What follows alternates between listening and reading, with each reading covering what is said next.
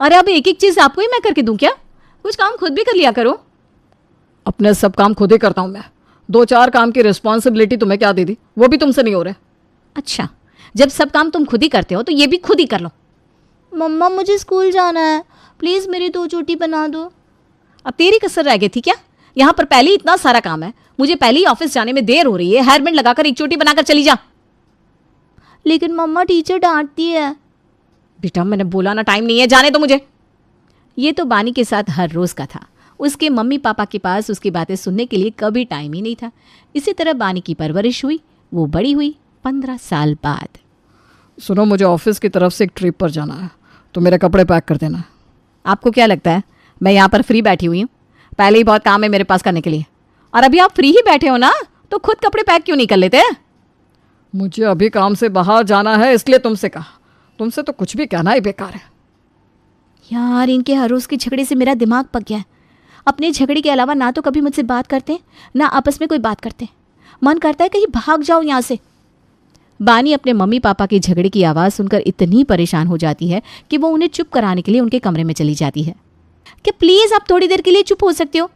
जैसे ही ऑफिस से घर आती हूँ सर में दर्द होना शुरू हो जाता है। आप लोग कभी प्यार से नहीं रह सकते क्या? तमीज़ देखो ज़रा इसकी, इस तरह से बात करते हैं क्या अपने बड़ों से? और तुम्हें हमारे बीच में बोलने के लिए किसने कहा? हाँ, जाओ अपने कमरे में। कमरे में जाओ, कमरे में जाओ, बस बहुत हो गया। परेशान हो गई हूँ मैं ये सुन सुनकर। हमेशा से यही तो करते आए हो आप लोग। बचपन में जब कोई प्रॉब्लम लेकर आपके पास आती थी तब भी आप यही करते थे, लेकिन अब मुझे सहन नहीं होता। सब अपने मम्मी पापा के साथ इतने अच्छे से रहते हैं, लेकिन मेरे मम्मी पापा को मुझसे कोई मतलब ही नहीं है। रहना ही नहीं है मुझे आप लोगों के साथ। अच्छा ठीक है, फिर जहाँ रहना है रहो। इधर पहले ही काम की इतनी टेंशन है, ऊपर से ये अलग। सरिता को तो उसकी बात मजाक लग रही थी, लेकिन बानी अब ऐसे माहौल में और नहीं रह सकती थी। उसने अपना घर छोड़ा और अपने मम्मी पापा से अलग शिफ्ट हो गई, और वो उनसे ऐसी अलग हुई कि फिर कभी उनसे बात ही नहीं की। इतने दिन हो गए बानी को यहाँ से गए, हमने उसके साथ ठीक नहीं किया। एक बार उसके पास जाकर उससे बात करनी चाहिए। उससे बात करेंगे तो वो ज़रूर हमारे साथ वापस आ जाएगी। उसके मम्मी पापा उससे मिलने के लिए जाते हैं। बानी जैसे ही दरवाज़ा खोलती है, क्यों आए हो आप दोनों यहाँ पर? मैंने मना किया था ना आप दोनों से कि मुझे कोई बात नहीं करनी आप लोगों से। बचपन से आज तक आप दोनों के घर में होते हुए भी अकेली होती थी मैं, अब अकेली रहने की आदत पड़ गई है। प्लीज़ चले जाइए यहाँ से। बानी अपने मम्मी पापा को अंदर भी नहीं आने देती और उन्हें बाहर से ही विदा कर देती है। कुछ समय बाद, आखिर तुम कब तक अपने मम्मी पापा से बात नहीं करोगी? कल को हमें शादी भी करनी है, उनकी हाँ भी तो ज़रूरी है ना।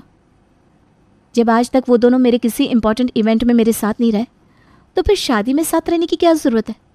और शादी तो हम दोनों की होनी है ना, तो किसी और की रजामंदी हो या ना हो क्या फ़र्क पड़ता है?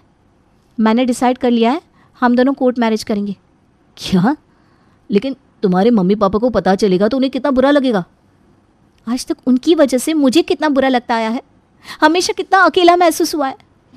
जब उन्होंने कभी इस बारे में नहीं सोचा तो मैं उनके बारे में क्यों सोचूं? देखो प्लीज़ मेरे सामने उनकी तरफदारी मत करो। जो चीज़ मैंने फेस की है वो तुमने की होती तब तुम्हें मेरी बात समझ में आती। युवराज बानी को समझाने की बहुत कोशिश करता है, लेकिन उसके मन में अपने मम्मी पापा के लिए इतना गुस्सा था कि वो उसकी बात सुनती ही नहीं और युवराज के साथ कोर्ट मैरिज कर लेती है। क्या क्या सपने देखे थे मैंने अपने बेटे की शादी को लेकर, लेकिन इसकी वजह से मेरे बेटे को कोर्ट मैरिज करनी पड़ी। अरे माँ, बानी की वजह से मुझे थोड़ी ना कोर्ट मैरिज करनी पड़ी। वो तो बस उसकी तरफ से कोई रिश्तेदार आना नहीं था, और हमारे रिश्तेदारों से तो हमारी कैसे बोलचाल है आप जानती हो। अरे बोलचाल चाहे जैसी भी हो, लेकिन शादी ब्याह में तो बुलाना ही पड़ता है। अब ये तो अपने माँ बाप को छोड़कर आ गई, माँ बाप को तो पराया ही कर दिया इसने, लेकिन दूसरों के तो माँ बाप है, दूसरों का तो खानदान है ना बेटा। शादी जैसे भी हुई, लेकिन अब मैं रिसेप्शन पार्टी ज़रूर रखूँगी। अब सरोज अपने रिश्तेदारों और पड़ोसियों के लिए एक रिसेप्शन पार्टी रखती है। बानी, मम्मी ने हमारे लिए रिसेप्शन पार्टी रखी है, तो तुम भी अपने मम्मी पापा को इनवाइट कर लो, उन्हें भी अच्छा लगेगा। मैंने तुमसे कहा था ना मुझे उनसे नहीं मिलना, और अगर मुझे उनसे मिलना ही होता तो मैं नॉर्मल शादी ही कर लेती। जब आज तक उनके पास मेरे लिए कोई टाइम नहीं रहा तो अब क्या होगा? बचपन से आज तक इग्नोर ही तो किया है। बानी, तुम समझने की कोशिश क्यों नहीं करती? वो तुम्हारे मम्मी पापा है, और तुम्हारे मम्मी पापा तुम्हारे दुश्मन थोड़ी ना है। हाँ, होता है कि काम के चक्कर में कभी कभी हम अपनी फैमिली को अच्छी तरह टाइम नहीं दे पाते, लेकिन इसका मतलब ये थोड़ी ना है कि वो तुमसे प्यार नहीं करते। बस करो युवराज। बचपन में भी मैं जब बीमार होती थी ना, तो मेरी मम्मी को मेरा ख्याल रखने से ज़्यादा ऑफिस जाने की टेंशन रहती थी। मेरा पूरा बचपन कैसे बीता है ये मैं ही जानती हूँ। उन्हें कभी अपनी बेटी की फिक्र नहीं रही। इसी वजह से मैं उनसे अलग रहती थी और अब भी मैं उनसे अलग ही रहना चाहती हूँ। युवराज चाहकर भी बानी को कुछ समझा नहीं पा रहा था। रिसेप्शन पार्टी बीती, कुछ समय बीता, लेकिन बानी ने अपने मम्मी पापा से बात नहीं की। शादी के 1.5 साल बाद बानी को बेटा हुआ। हमारे घर में कितने सालों बाद ये खुशी का दिन आया है। मैं चाहती हूँ मेरे पोते को आशीर्वाद देने सब लोग आए। बहू देख, मुझे नहीं पता तेरे मम्मी पापा से तेरी क्या नाराज़गी है, लेकिन इस बार तो अपने मम्मी पापा को यहाँ ज़रूर बुला। नहीं, बिल्कुल नहीं। जब उन्हें कभी मुझसे ही कोई मतलब नहीं रहा तो मेरे बेटे से क्या रहेगा। बानी अपने बेटे के होने पर भी अपने मम्मी पापा को नहीं बुलाती। कुछ समय बाद, अरे क्या हो गया, तुम इतनी चिड़चिड़ी क्यों हो रही हो? क्या बताऊँ, जब से देव हुआ है तब से कहीं आने जाने का टाइम ही नहीं मिलता। ऑफिस छोड़े हुए भी कितना टाइम हो गया। जल्दी से ये थोड़ा बड़ा हो तो मैं दोबारा से ऑफिस ज्वाइन करूँ। अरे अभी तो देव 1 साल का भी नहीं हुआ और तुम मुझसे थक गई। ऐसी बात नहीं है युवराज, लेकिन जॉब भी तो ज़रूरी है ना। आजकल कितने खर्चे हैं, तुम्हारे ऊपर लोन भी है, बहुत स्ट्रेस है। अरे पर तुम क्यों इतनी टेंशन लेती हो जाएगा सब कुछ मैनेज। अभी सबसे ज़्यादा तुम्हारी ज़रूरत तुम्हारे बेटे को है, इसलिए तुम उसका ध्यान रखो और साथ में अपना भी ध्यान रखो। मैं ऑफिस जा रहा हूँ। ऐसे ही समय बीतता है। बानी का बेटा देव भी अब बड़ा हो जाता है और स्कूल जाना शुरू कर देता है। अब तो देव भी स्कूल जाने लगा है तो मैं आराम से ऑफिस ज्वाइन कर सकती हूँ। इतना टाइम हो गया ऑफिस गए। सच में बच्चे के होने के बाद ज़िंदगी कितनी बदल जाती है, लेकिन काम तो करना ही पड़ेगा।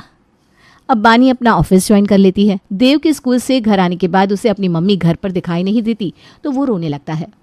मुझे मम्मी चाहिए, डैडी माँ मम्मी कहाँ है? बेटा मम्मी बस अभी थोड़ी देर में आ जाएगी, हाँ, और तेरे लिए बहुत सारी चीज़ें लेकर आएगी। नहीं मुझे कुछ नहीं चाहिए, मुझे मम्मी चाहिए। अच्छा ठीक है बेटा, मैं अभी मम्मी को फ़ोन करती हूँ, तेरी मम्मी अभी आ जाएगी, हाँ, लेकिन उससे पहले तुझे खाना खाना पड़ेगा, नहीं तो तेरी मम्मी तुझसे नाराज़ हो जाएगी। ठीक है दादी माँ, मैं खा लूँगा। अब हर रोज़ इसी तरह देव की दादी उसे बहला फुसला कर खाना खिलाती। जैसे ही शाम को बानी ऑफिस से आती तो देव उससे लिपट जाता। मम्मा आ गई, मम्मा आ गई। हाँ बेटा मम्मा आ गई, लेकिन अभी मम्मा बहुत थकी हुई है, इसलिए मम्मी को ना थोड़ी देर आराम करने दो। जाओ दादी माँ के पास जाकर खेलो, जाओ। नहीं, मैं पूरा दिन दादी माँ के पास ही खेलता हूँ। जब आप घर आती हो तो घर आकर फिर से एक ही बात बोलती हो, मुझे आपके साथ खेलना है।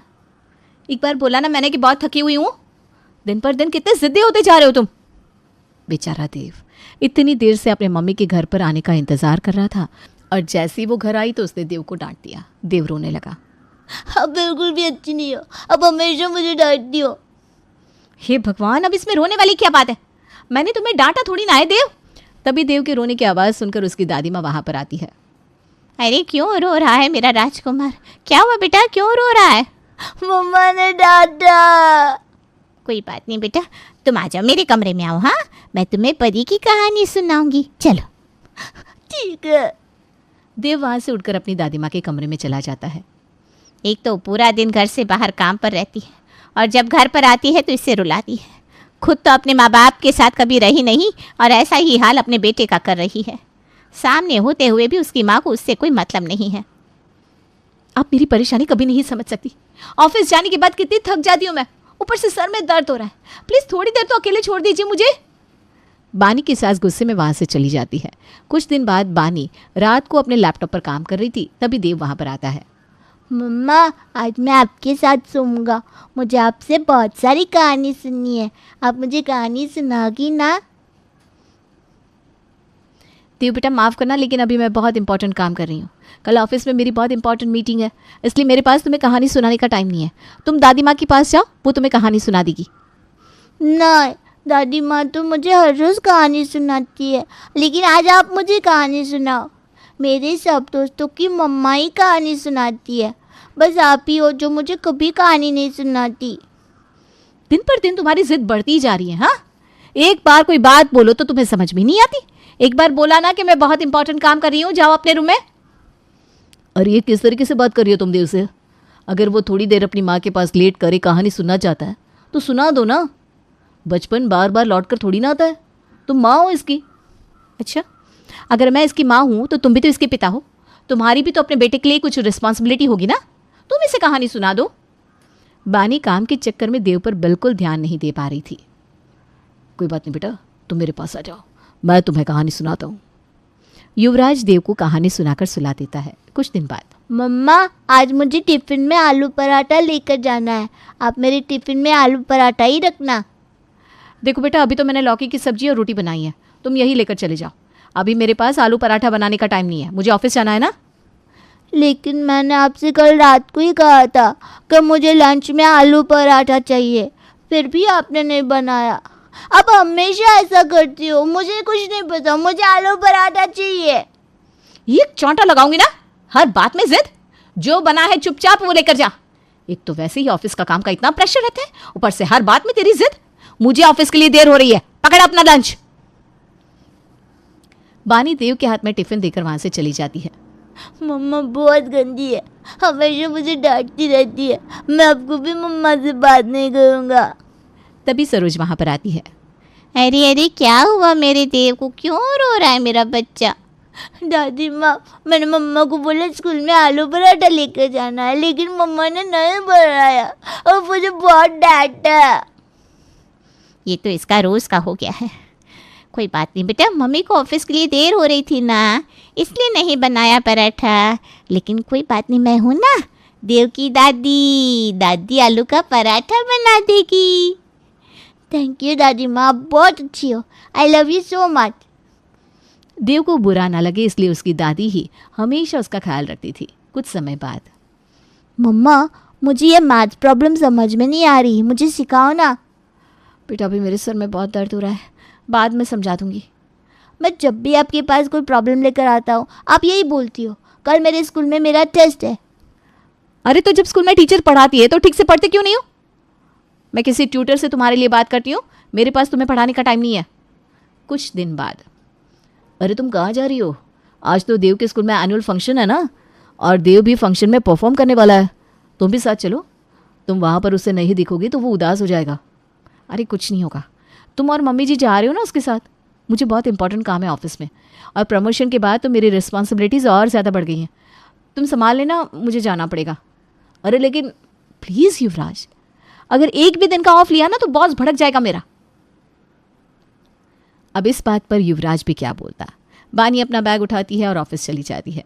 ऑफिस और काम का प्रेशर उस पर इतना हो गया था कि देव को तो उसे बिल्कुल इग्नोर ही कर दिया था। जब उसने देव को कभी टाइम नहीं दिया तो धीरे धीरे देव को भी उसकी आदत पड़ने लगी। अब बानी जैसे ही ऑफिस से आती तो देव उसके पास नहीं आता, अपनी दादी माँ के साथ खाना खाता और ट्यूशन टीचर के साथ पढ़ाई करता, और रात को अपनी दादी माँ से कहानी सुनकर उनके पास ही सो जाता। कुछ महीने बाद एक छुट्टी वाले दिन, आज देव के लिए चीनी का पराठा बनाती हूँ, उसे बहुत पसंद है। बानी देव के लिए चीनी का पराठा बनाकर टेबल पर सर्व करती है। देव, तुम्हें चीनी का पराठा बहुत पसंद है ना? मैंने आज तुम्हारे लिए वही बनाया है, खाकर बताओ कैसा बनाया। मुझे ये नहीं खाना, चीनी का पराठा खाना मैंने बहुत पहले ही छोड़ दिया था, और मुझे ये अच्छा नहीं लगता। क्या? लेकिन तुम तो पहले हमेशा मुझे चीनी का पराठा बनाने को बोलते थे। हाँ, तब वो मुझे पसंद था, लेकिन तब आपने मेरे लिए कभी चीनी का पराठा नहीं बनाया, हमेशा दादी माँ ही बनाकर खिलाती थी।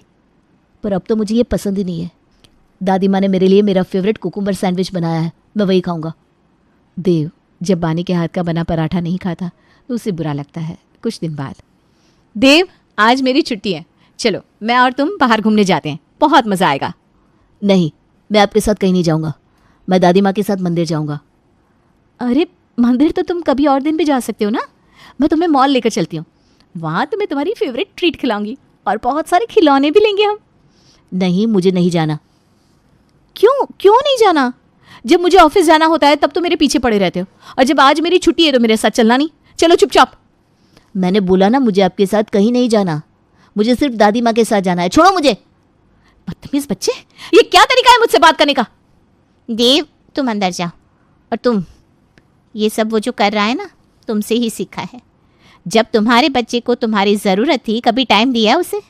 तो अब कैसे सोच रही हो कि वो तुम्हारी बात मान लेगा? खुद तो तुम हमेशा अपने माँ बाप से अलग रही, और जब तुम्हारा बच्चा हुआ तो उसे भी अलग कर दिया। हमेशा काम काम और काम, कभी अपने बच्चे को समय दिया? खुद के तो माँ बाप साथ में है नहीं, तो माँ बाप और बच्चे का रिश्ता कैसा होता है ये तुम क्या समझोगी? जैसे अपने माँ बाप को छोड़कर उनसे छुटकारा पाया हुआ था, अब वैसे ही अपने बच्चे से भी छुटकारा मिल गया, अब तो खुश रहो।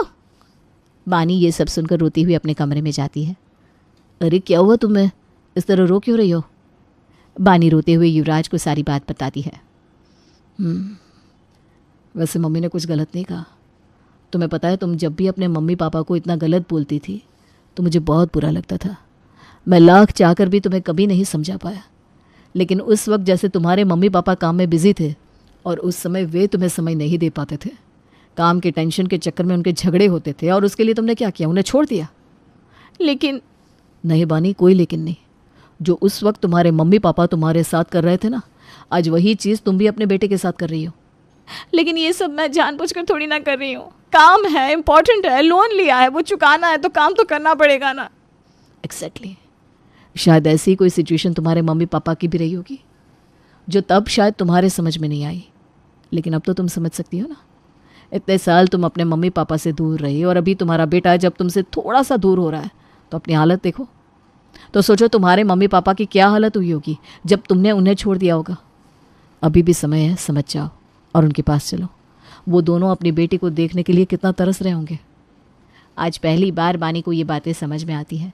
उसे एहसास होता है कि उसने बिना कुछ समझे कितना बड़ा फैसला ले लिया। लेकिन वो अपने मम्मी पापा के पास जाती है और उनसे माफ़ी मांगती है। I am sorry mummy papa, मैंने कभी आप दोनों को समझने की कोशिश ही नहीं की। नहीं बेटा, हमने ही कभी तुम्हें माँ बाप की तरह प्यार नहीं किया, वरना कभी ऐसा होता ही नहीं।